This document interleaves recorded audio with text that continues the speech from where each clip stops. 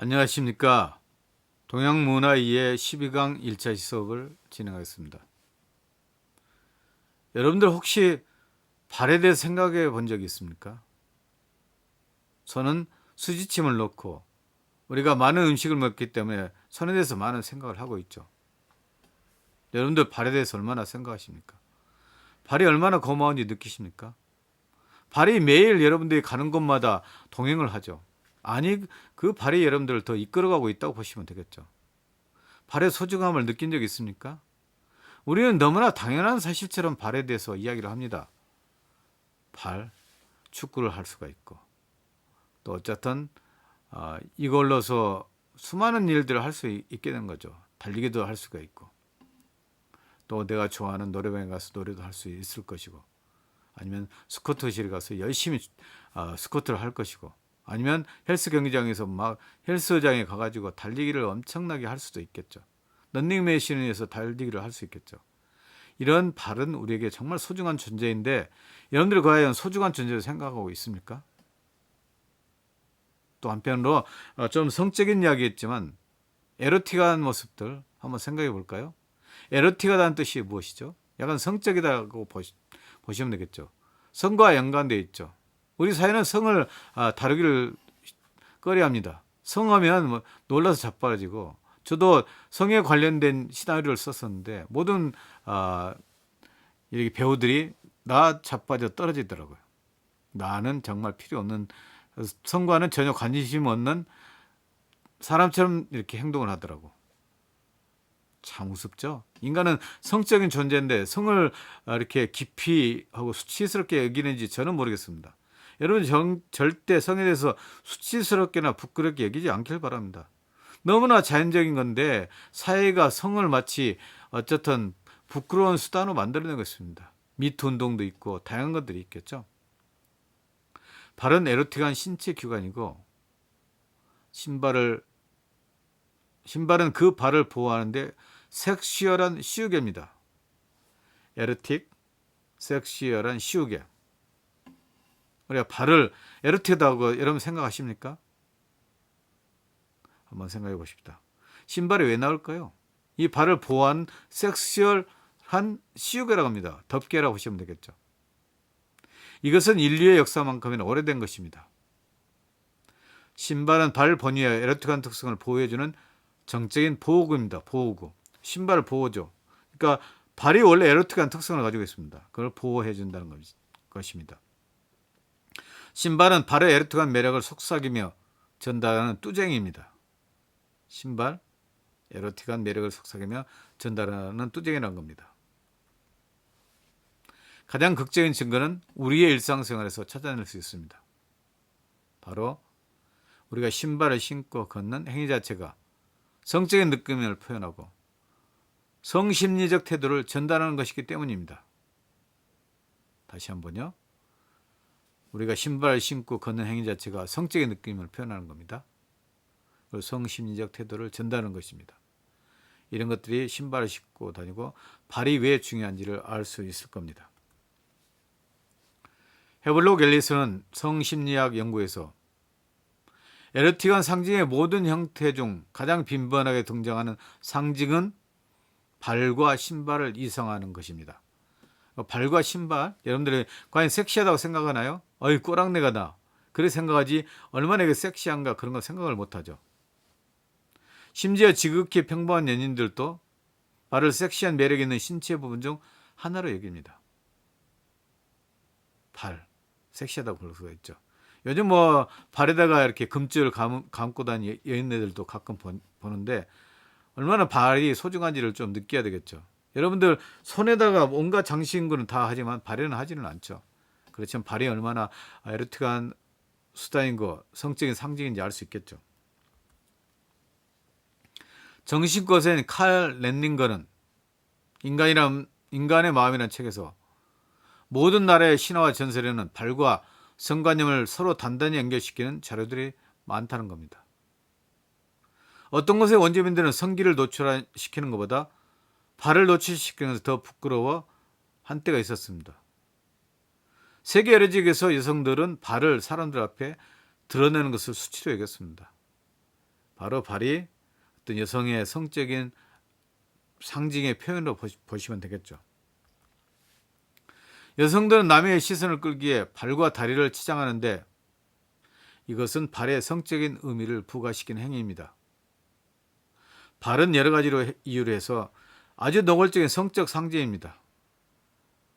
발에 매달려 있는 부속 기관이고 신체의 다른 부분에 의존하는 기관이며 또 신발 속으로 쏙 들어갑니다.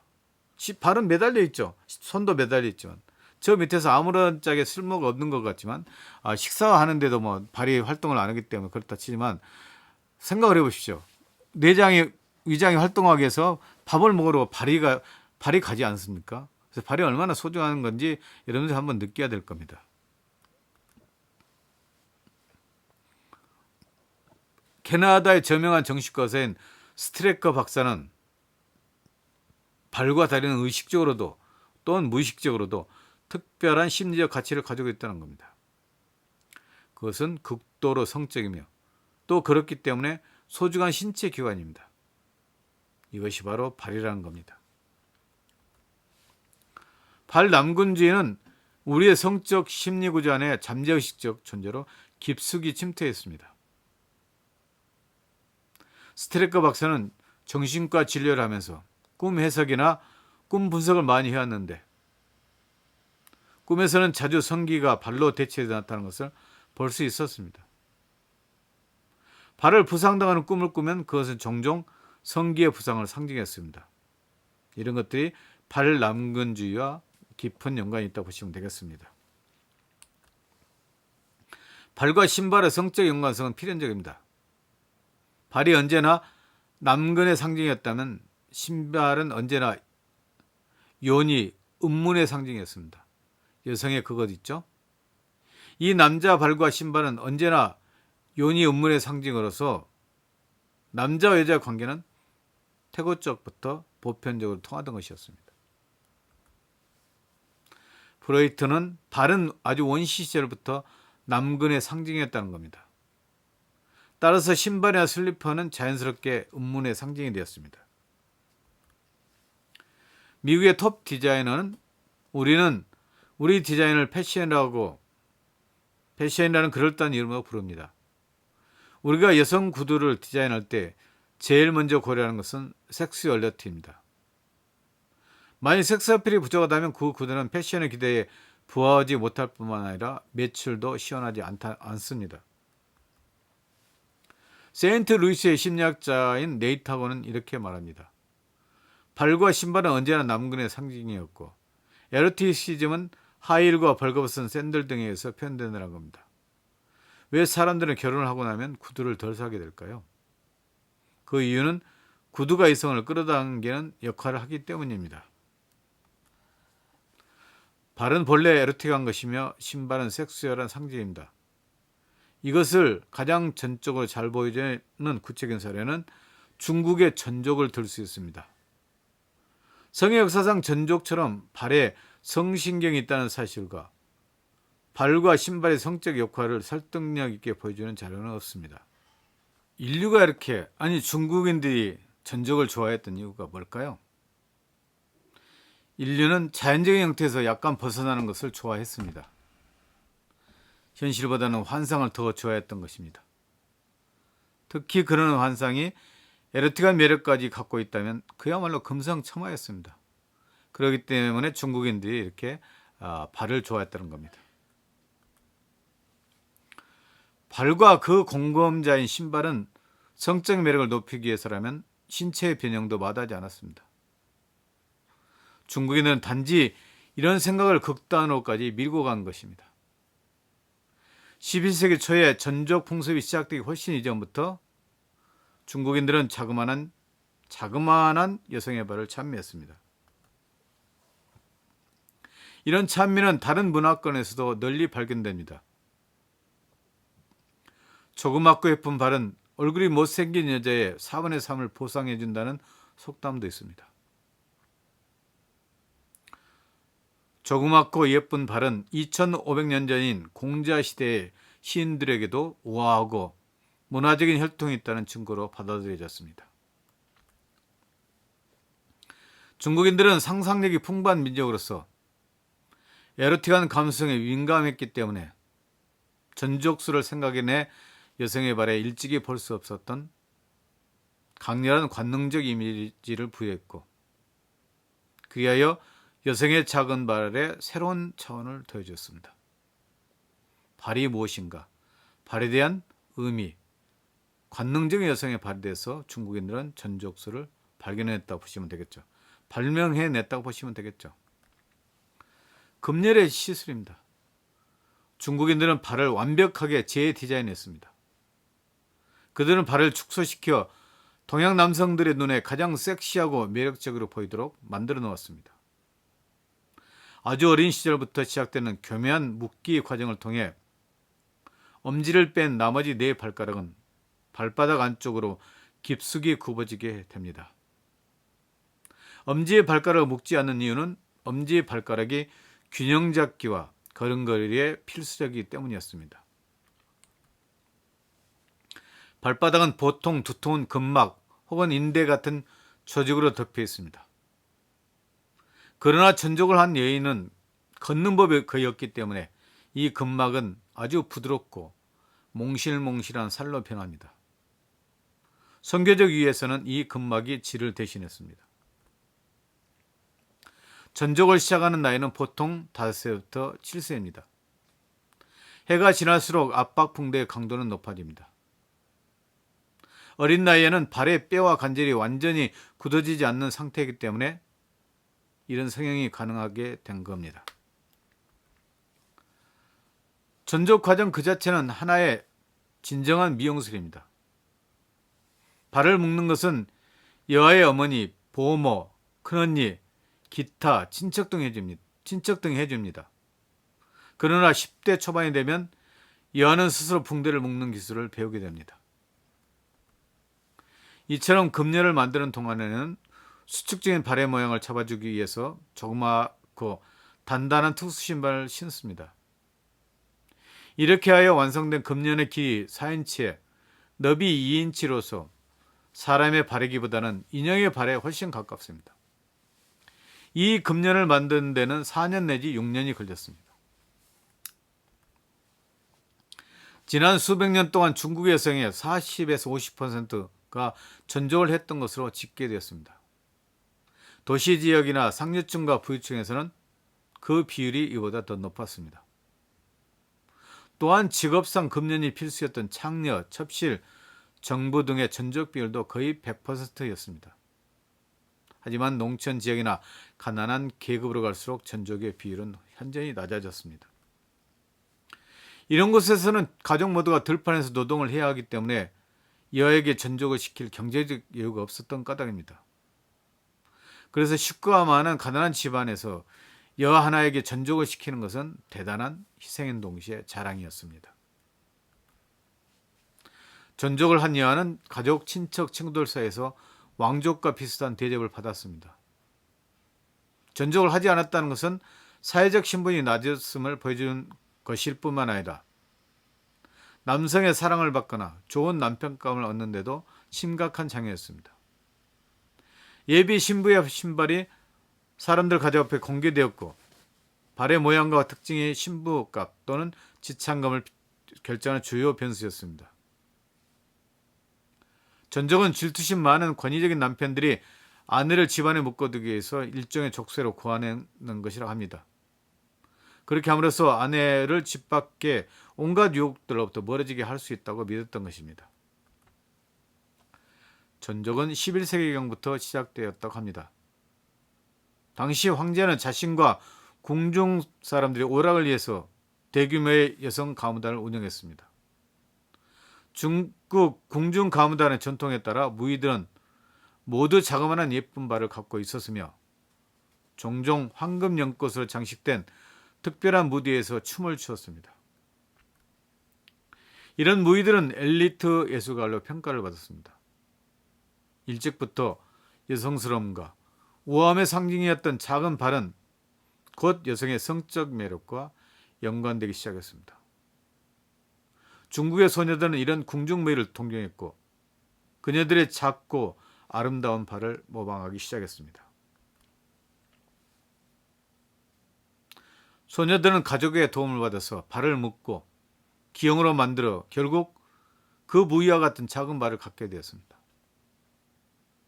중국의 남성들이 점점 전족을 한 여성들의 인형과 같은 발과 아장거리는 걸음걸이에 매혹되기 시작하자 전족을 하는 여성들의 수가 기하급수적으로 늘어났습니다. 전족은 점점 대규모 운동으로 확산되어 문화 속에 침투되었으며 인간의 섹스월리티에는 전족이라는 새로운 범위가 추가되었습니다. 그 후 수백 년 동안 금연은 역사상 가장 강력한 치음제로 사람들을 극도의 성적 흥분 상태로 몰아갔습니다. 중국 남성의 금연은 에로틱한 다이너마이트였습니다. 전족 신발에는 향수가 뿌려져 있었습니다.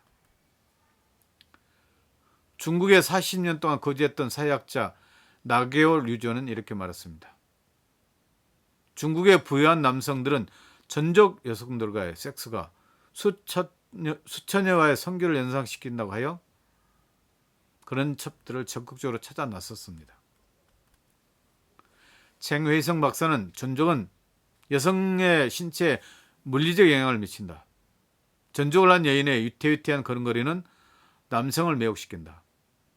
걸어갈 때 그녀의 하체는 긴장 상태에 놓이게 되는데 이것은 다리의 피부와 근육에 변화를 주고 질의 피부와 근육을 더욱 탄력있게 만듭니다. 그런 걸음걸이 때문에 전족 여인의 엉덩이는 더 커지게 되고 남성이 전족 여인에게서 느끼는 성적 매력은 더욱 증가됩니다. 이렇게 볼 때 과거의 남성들이 전족 여인과 결혼하고 싶어 했던 이유는 명백합니다. 오늘은 전족에 대해서 이야기를 나눴습니다. 인간이 얼마나 성적으로 여성을 취급했는지 알 수 있겠죠. 지금 우리 동양사회는 특히 한국 사회 미투에서 빠져있죠. 여성을 성적 대상으로 삼는 것이 과거나 현재나 아주 허다한 일이었습니다. 여성은 성적 놀이기감이 아닙니다. 인격으로서 존중을 받아야 되겠지만 이렇게 사회 풍습이 되어서 전족이 거의 1년 동안을 넘게 바로 중국 사회를 흔들어 놓는 문화 상징이 되었습니다. 물론 문학 작품이나 다양한 작품에서 여성의 전적을 이렇게 칭찬하기도 하고 또 좋게 평가를 그렇게 또 많이 묘사되었지만 인간이 성적 대상물로 이렇게 여겨진다는 것은 크나큰 인간성에 대한 말살입니다. 동양 문화의 이해뿐만 아니라 서양 문화도 마찬가지일 겁니다. 여러분들이 노마에서 성적으로 많은 여성들이 학대를 당했죠. 우리가 영화를 보거나 아니면 문화를 했을 때 사회와 어떤 성적인 것들이 얼마나 연관되어 있는지 알 수가 있겠죠. 여러분들 발에 대해서 어떻게 생각하고 있습니까? 발은 과연 성적인 대상으로 여러분들 취급하고 있습니까? 발은 그냥 우리가 걷는 데에만 의미를 두고 있습니까? 발의 소중함을 느낀 적이 있습니까? 발은 그냥 발이 아닙니다. 우리의 성적인 어떤 상징물들이 다 여기에 뭉쳐있다고도 볼 수가 있죠. 발에 대해서 한번 생각을 하고 우리가 성에 대해서도 많이 생각을 한 번쯤 해야 될 겁니다. 성이라는 게 무조건 터부시되고 억제해야만 될까요? 아닙니다. 성이란 자연스럽고 우리가 너무나 인간적인 것으로 봐야 됩니다. 의식주, 성은 본능적인 겁니다. 우리가 본능을 무시해서는 살 수가 없죠. 우리 인간은 동물이 교미를 하듯이 인간이 교미를 하고 또 가족을 이루고 이렇게 자식들을 낳는 수단이 되고 있지만 또한 쾌락을 추구하는 수단이 돼야 될 겁니다. 사랑은 단지 몸을 착취의 대상으로 보는 게 아니라 어떤 전인적인 인간으로서 몸도 소중히 하고 이처럼 또 사랑을 하게 된다면 어쩌든 자연적인 것으로 받아들일 수 있겠죠. 우리는 이렇게 몸을 성적인 대상으로 볼 게 아니라 자연적으로 보면서 우리의 문화를 또 새롭게 만들어 나가야 할 겁니다. 성에 대해서 우리가 부정적인 것을 갖게 된다면 그만큼 사회가 부정적으로 되고 있습니다. 여러분들은 성에 대해서 어떻게 생각하고 있습니까? 좀 더 긍정적으로 보고 있습니까? 성은 우리가 깊이 다뤄야 될 문제입니다. 동양 문화뿐만 아니라 서양의 모든 문화에서 성적인 것이 이렇게 사적이고도 공적인 것이 수도 있습니다. 우리는 성적인 것들 뭐 우리가 이번에 많이 봤다시피 너무 많은 충격적으로 다가왔었죠. 성이 지금 상품화되고 있습니다. 여러분들은 여성을 대할 때, 아니 남성 여성을 대할 때 어떻게 대해야 되겠습니까? 평등한 존재, 인격적인 존재로서 가치 있는 존재로 보게 된다면 성이 상품화되지 않을 겁니다. 또 한편은 성을 너무 억압하게 된다면 우리가 성에 대해서 더욱더 부정적으로 받아들이게 됩니다. 저도 어린 시절부터 어머니가 성에 대해서는 이야기를 하지 않고 부정적으로 생각하기 때문에 성에 대해서 부정적으로 또 생각을 많이 했습니다. 빅토리아 시대처럼 다르지만 중국의 전적은 인간에게 인간성의 말살이라고 볼 수 있습니다. 여러분들이 그런 것들을 깊이 생각해 보십시오. 감사합니다.